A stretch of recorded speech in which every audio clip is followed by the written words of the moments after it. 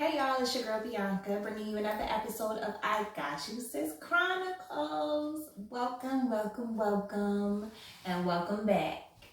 I hope that you all have enjoyed your week thus far. We are winding things down in Georgia.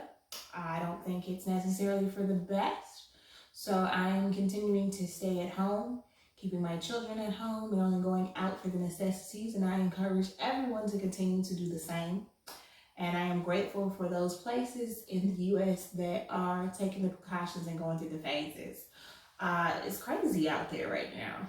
You know, the security guard at a dollar store at Family Dollar shot and killed because he asked somebody to put a mask on before they came into the store, which is the CDC guidelines. You know, it's a lot of craziness going on. And then we have something completely unrelated to the coronavirus, and we have a man who was hunted down, shot, and killed while taking a jog in his neighborhood. Our list of things to do while Black are dwindling, and continuing to dwindle down. It's crazy.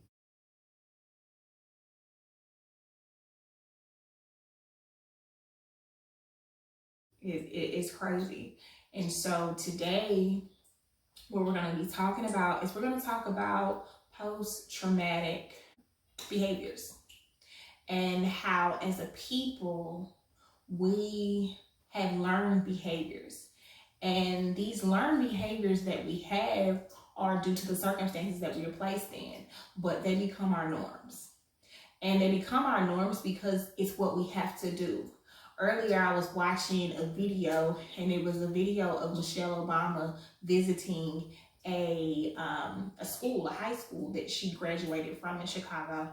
And there was a girl there, and she said, "Why me? You know, why did I get chosen to sit down and have a conversation with our forever First Lady, Michelle Obama, right?"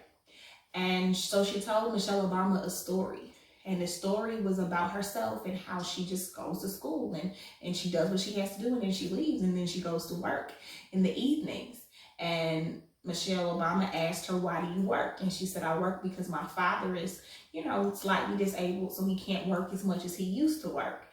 And so I try to help out, and when I leave work, I get food together for my younger siblings because I'm the oldest." And she stopped her and she said, "And you're wondering why you're here?"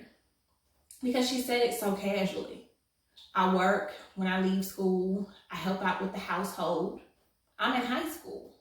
You know, I remember thinking about how great it would be just to be able to focus and go to school, or just focus and just do that one thing. But unfortunately, we weren't in a place for me to be able to just do that at that time. And it's something that I want to make sure that my children have. You know, as a people, we deal with these traumas and we just do what we have to do because that's all we know how to do. If we sat and waited around for somebody to give us our 40 acres and a mule, we would have died off by now.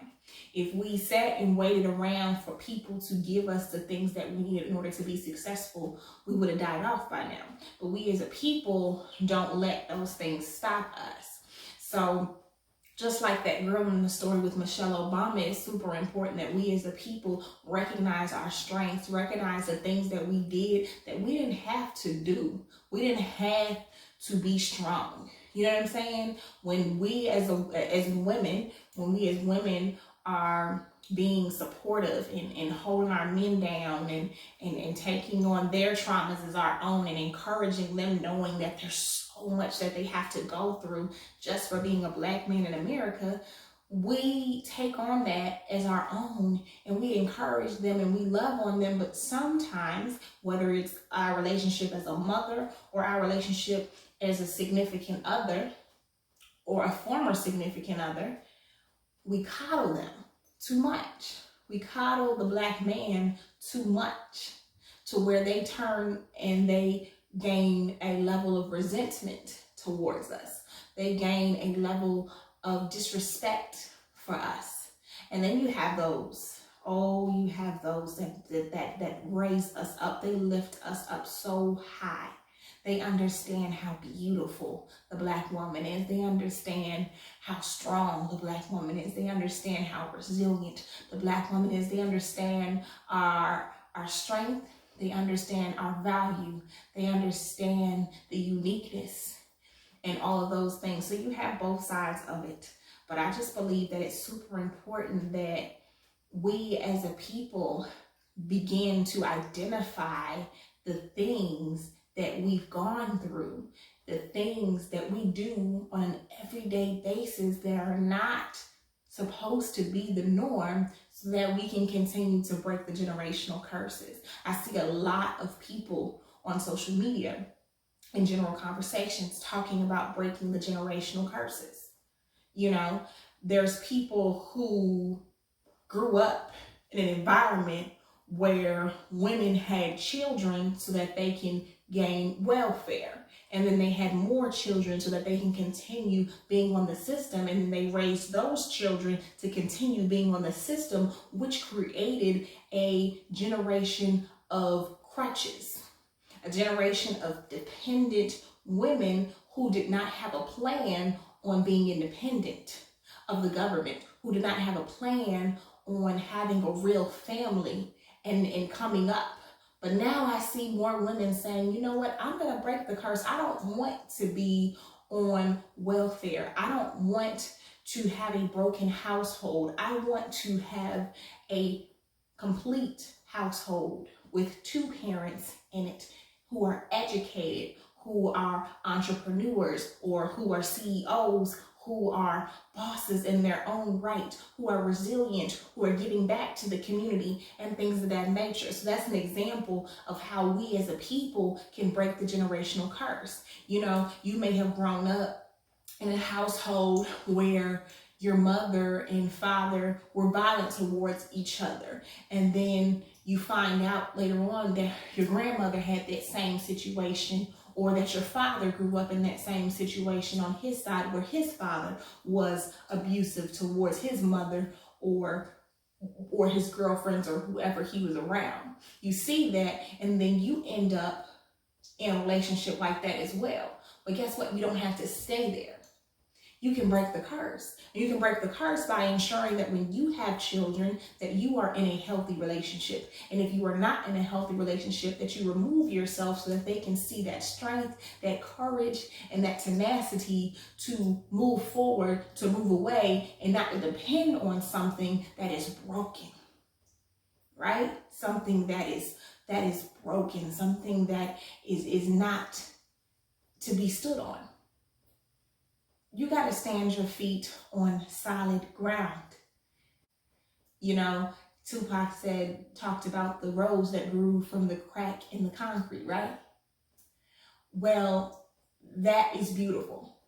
And we can acknowledge those stories, but that does not mean that we have to seek out our cracked concrete. No. We are the rose, right? So if we are the rose, or our mother is the rose, or our grandmother is the rose, then guess what? Now we can take that, harvest it up, and we can move the roses into a better environment. Yes, you were able to succeed in the jungle. You were able to succeed in the jungle that is the hood, and that is the lesser environments, the impoverished environments, the war zones. But that doesn't mean that you have to continue to seek that lifestyle. You can move on, you can move further up. Everybody doesn't have to own their own business. But if you want to, by all means, my sister, get out there and get it. My brother, get out there and get it. Whatever your passions are, whatever your dreams are, everyone doesn't have to go to college. Whatever your passions are, whatever your dreams are, if what it is that you want to do has that prerequisite to be able to accomplish it, then by all means. But if what you want to do doesn't include that, then why go into major debt to get a degree just to be able to say that you have a degree? Maybe it's that you take a few classes so that you can have a better business mind, or to get yourself some more clarity on what it is that you want to do. But then you move on and you learn a trade, and you go to a technical school or things of that nature. Everyone's path doesn't have to be the same to be great. There are a lot of very successful people, including one of the richest people in the world. Bill Gates does not have a college degree, but he's a very happy man. And he's happy because he did what he did for his passion. Not because he's one of the richest people in the world, but because he's doing his passion. And he's staying true to himself and created something for the generations to come. And that's what we have to look at as a people. We have to remove the traumas from our children. We have to remove the traumas from our children, and we can't allow them to be a norm. You know, you think about the men and women that grow up in what I call war zones. You know, if you get used to the gunshots every single night, if there's precautions that you take every day because you are in fear of being shot and killed walking down the street in your neighborhood, that's a war zone. That is very much a war zone. So you think about those people that grew up in that and the things that it created in them, the behaviors that it shaped in them that became normal for them. And they continue to think that it's normal, and it's not. It's not. It's not normal to be okay with taking someone's life. It's not normal to be okay with taking another person's life. It's not. But if it becomes your norm, that is a trauma. Remove that. Remove that from the generations to come. We got to do better, y'all. In order to do better, we got to dig deep. We got to dig deep within ourselves. We have to dig deep within our societies. When we do move on, when we do become greater, think about people like Nipsey Hussle, who never, ever left. But think about all the people that have been inspired to give back into their communities. You don't have to leave your community to give back to someone else's community that does not even see you as a whole person, right? What you can do is you can leave and you can get your glow up, and then you give back and you create opportunities that will remove the trauma from the next generation to come.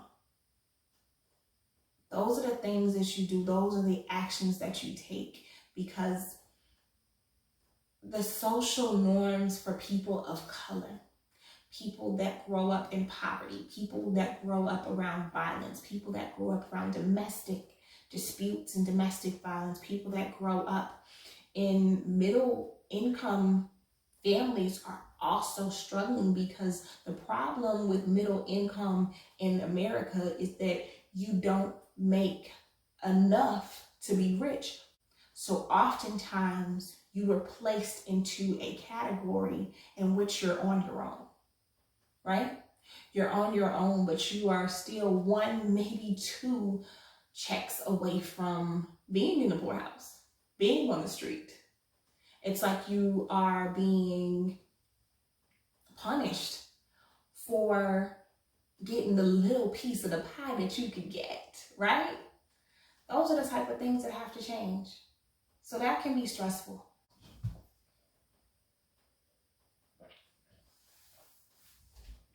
It's a lot of different things that we have to go through. It's a lot of different things that we have to struggle with. But we have to remain resilient.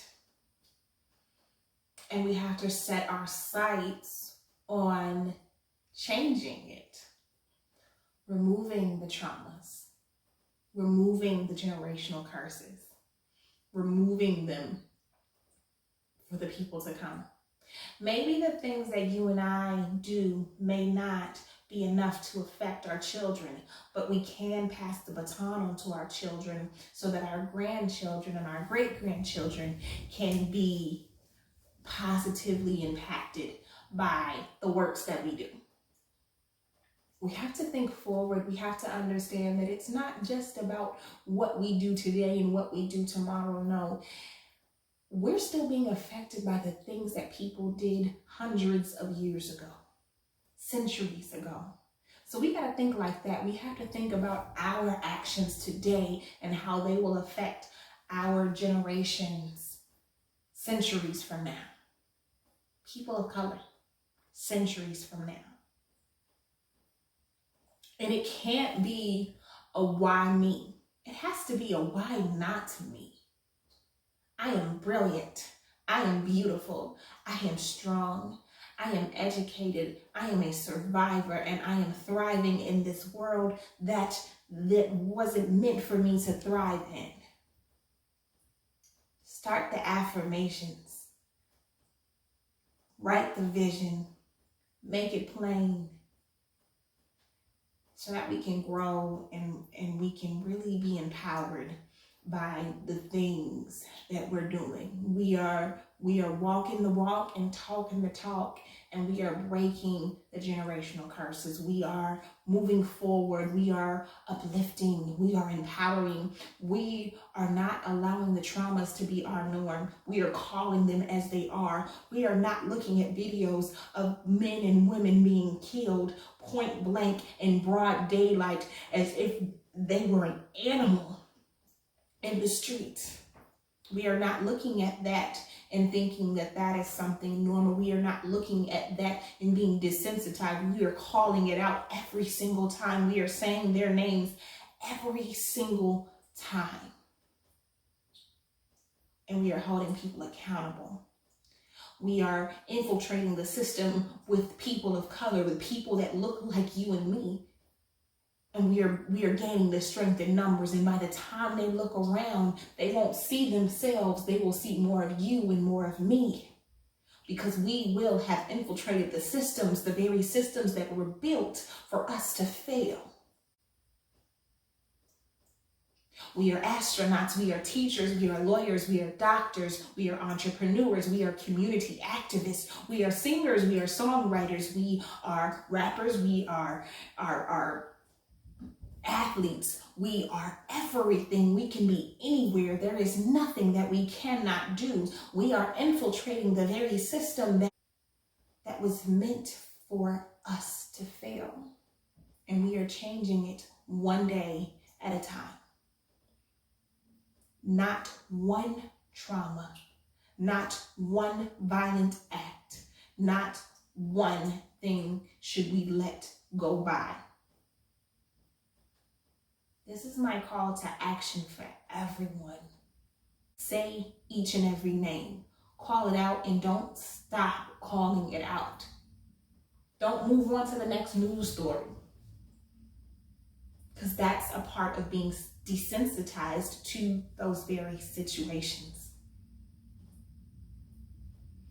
That's all I have for today. This topic is not a topic that I'm going to stop talking about. This is something that I'm very passionate about. I'm very passionate about the post-traumas, whether it's the traumas within society, the traumas of us as individuals. I'm very passionate about us moving forward. But first, we have to address our traumas. And we have to make our calls to action so that we can break these generational curses. All right, I love us for real. I will see you next week. Please share, like, and subscribe this video. And make sure that you hit the notification button so that you do not miss another episode of I Got You Sis Chronicles. See you soon.